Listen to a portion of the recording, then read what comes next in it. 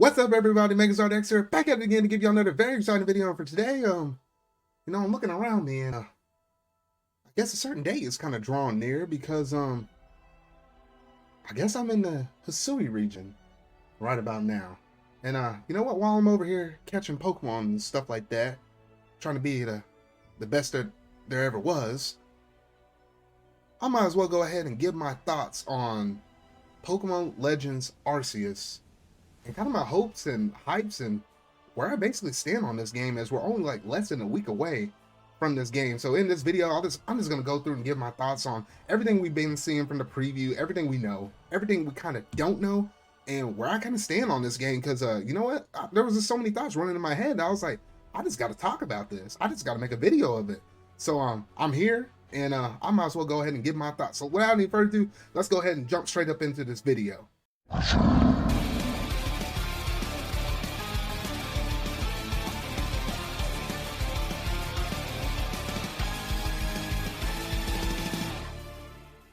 So Pokemon Legends Arceus is a game that's kind of caught everybody by surprise. It's been kind of a game that most people have been kind of hoping for the longest time, like having a pseudo, it's not fully, but the closest thing to an open world game that we could possibly ever have within the Pokemon series. I mean, you go all the way back to the original days of, Pokemon Red and Pokemon Blue. I mean, that was all 2D, and there's always been a game that's always been on a handheld system though. But now that we finally had the Switch, a hybrid system where you're able to play both portably and on the home console, it finally gave the Pokemon Company a reason to actually, and Game Freak, the developers, to actually have a Pokemon game on a home console without any kind of excuses for a mainline series though. This has been a game that a lot of people have been wanting, at least just to have the open nature of it, because if you look back in Pokemon's past, all the way from Gen 1, all the way to where we're at currently in Gen 8, you literally been running from route to route, and you got the meander off the path a little bit, but you didn't get to kind of, have like an openness to you. I mean, it felt pretty good within Gen 1 through Gen 5, and then arguably after Gen 5, once it kind of made the pseudo transition-ish to the 3DS, and you kind of left the realm of sprites. It's been sort of kind of a hit and miss for most people, Gen 6 onwards though. But Gen 8 is where they finally made things interesting. They finally included the areas such as the wild area, and then later introduced DLC such as the Crown Tundra, as well as the Isle of Armor. And that's where things started getting a little bit interesting, because they finally started to kind of open things up a little bit. While it was still a little bit restricted, they still kind of opened it up. And I was wondering to myself, if Pokemon Company were to release a Gen 9, would they go all open world up on the thing? And that's the one thing I was kind of wondering about. But lo and behold, they're getting a little bit experimental. They recently just released Pokemon Brilliant Diamond and Shining Pearl, but they weren't the ones that actually developed that game, because Game Freak actually had their hands on Pokemon Legends Arceus, a sort of kind of open worldish game where you're running around catching Pokemon, and it just kind of blew me out of the water. I was just looking around at this game, I was like, what the heck? Like, this is Pokemon's almost sort of kind of like their Breath of the Wild moment. And that right there got me thinking, okay, Pokemon Company, you got my attention. Let's see what you can do with this. And literally right off the bat, you're going through this massive, expansive environment. And in this environment, you're able to run around like similar to the Let's Go games. You can roll up to a Pokemon, sneak up to them, or just walk up to them, throw a Pokeball at them. If they don't detect you or anything like that, then you catch the Pokemon. It's all there, good and done though. Or you might have some of those Pokemon that are a little more sensitive. They tend to kind of back off a little bit. So you have to sort of kind of sneak up on them. That right there is pretty interesting. And I do like the fact that you can kind of sneak up on them and whatnot though. And overall, I was like, okay, I kind of like the way how they're kind of going with this though. But the one critical thing that I think most people, I'll talk about the battle and stuff a little later on though, but obviously one thing you have to look at in the world is the graphics, which I know for most people, it's not something that's been kind of, hitting strides with most people. Some people kind of feel like the game could be better. In my opinion, I feel like it can be kind of a little bit better though. But since this is the Hisui region, which predates the original world of Sinnoh way back in the past, this is like before Pokemon trainers really had like those super strong bonds with their Pokemon and stuff. The art style kind of works in favor, at least for me, in the sense that this is kind of an old-timey-ish thing. I wish the graphics were a little more polished up, but I think it's going to do for most people, at least for the most part, though.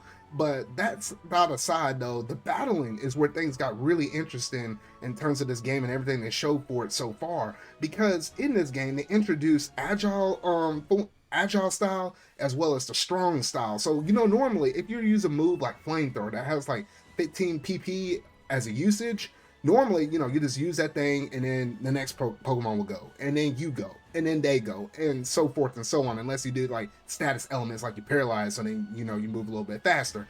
But the whole thing with these new styles is like with the agile style, you get to move faster. You might not get to hit as hard, but you move faster, so you might be able to hit in consecutive turns. And that right there is like revolutionary. I never thought that would shake up the battle system to that level of degree. I feel like that's like an expansion upon what we normally have within the Pokemon series. So I was like, okay, you know what? The fact that they're doing this is great. And then you have the strong style where you can hit them, they hit you stronger, or you hit the Pokemon stronger, but at the cost, it might make you move a little bit slower though. So then think about this. You might have a Pokemon that might know a move that can paralyze somebody. You can use an agile style form to paralyze them and then turn around and hit them with a strong move. I mean, you can kind of mix and match on these combinations of different moves. And I was like, you know what? That makes things a little more interesting. And I was like, you know what? It's just little things like that could probably go a long ways, at least in this game. So that's something I've been really looking forward to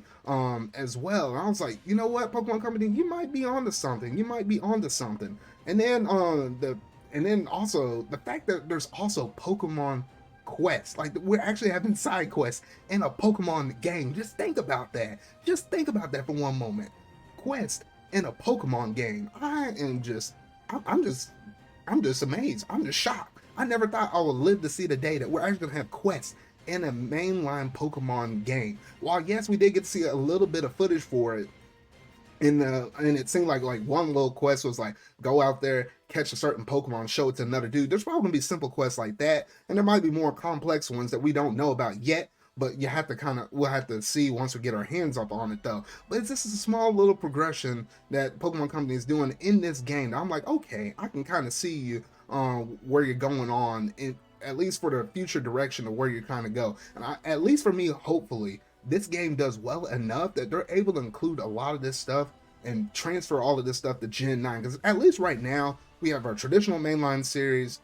We're probably having a Let's Go series. There's probably gonna do like a Let's Go Johto at some point though. And it seems like and then obviously the remakes. And then it seems like if this is successful enough, you might have a Legends series. So they got a lot of stuff under the umbrella that they're kind of working with though, but I feel like this is basically a huge beta test for what they could possibly do with a Pokemon Gen 9. So here's hoping that they can take a lot of these elements, improve on behind them a little bit further on, and be able to include this in future titles as they keep going along. Because while yes, the Pokemon Company isn't up to snuff, and yes, they just now getting their hands on a 3D console, like this is literally like what? They had the Let's Go games, then they had Sword and Shield, and then they turned around and have Legends Arceus. Like they hadn't had too many games underneath their umbrella right now in terms of like the home console space though. But we always know that Game Freak's kind of a slow company to begin with though. But hopefully and surely enough, they've been doing some things, little experimental things, such as this sort of kind of open worldish thing that I've been really liking. And unfortunately, it's not like purely open world. Let me go ahead and address that right now. It is kind of split up into different biomes. It kind of reminds me a lot about Monster Hunter Rise or Monster Hunter Stories 2. Like, we have these, like, really big areas in themselves, and you get to move around from place to place, catching Pokemon, battling them, and all of this stuff.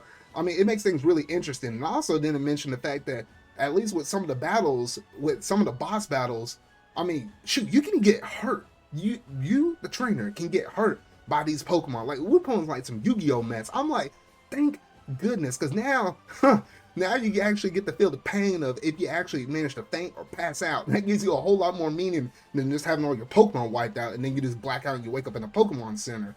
But that alone makes things really interesting. So not only do you have to, do what's best for your Pokemon, have them survive, but then you also got to do what's best for the trainer themselves, dodging around, moving around these Pokemon, which you have some Pokemon that kind of go in Berserker mode. So you got to dodge them, calm them down, fight and battle them, and then kind of rinse, wash, and repeat. At least for some of those super bosses, which I showed a little bit of that one preview trailer that lasted about 10 to 13 minutes or so. So yeah, so honestly, there's some really good stuff that they're doing in this game, and hopefully, here's hoping. when I finally do get my hands up on it, which I will be playing on my channel whenever the game comes out on the first day, I hope that there's a spark of hope for the Pokemon series, at least going from this point moving forward, though, because they got all the ingredients in the pot and they're trying to mix it up. I mean, they're not master chefs in the world of cooking like Square Enix or Nintendo, or Nintendo with their other IPs and stuff like that, though. But I mean, they got the right stuff there. They just need the right instructions and the right ingredients, and the right cook times and stuff, just to kind of mix and stir that pot together, because I feel like the stuff is here. It's just whether or not the execution is there, and that's the one thing we're gonna have to find out when we finally get our hands on the game, though. But that's basically all I wanted to kind of talk about and share with y'all on with some of my thoughts of the game and what I've been personally kind of excited for. The hype has been slowly kind of building up a little by little over time, though. But it got to the point where I was at a boiling point. I was like, you know what, I just got to go ahead and just share my thoughts out here, at least before the game comes out, so that way I kind of know where I stood. And if the game happened to be bad, I can always look back at this, be like, well, shoot, I thought, here's hoping. But we'll see from this point forward, though. But that's basically all I got to say in this one video, though. So if you really like this video, make sure to go ahead and hit that like button, go ahead and hit the subscribe button and that bell to stay up to date on all things video game related that I feel like talking about and discussing in the foreseeable future, though. So remember, y'all, until our video I make next, see y'all.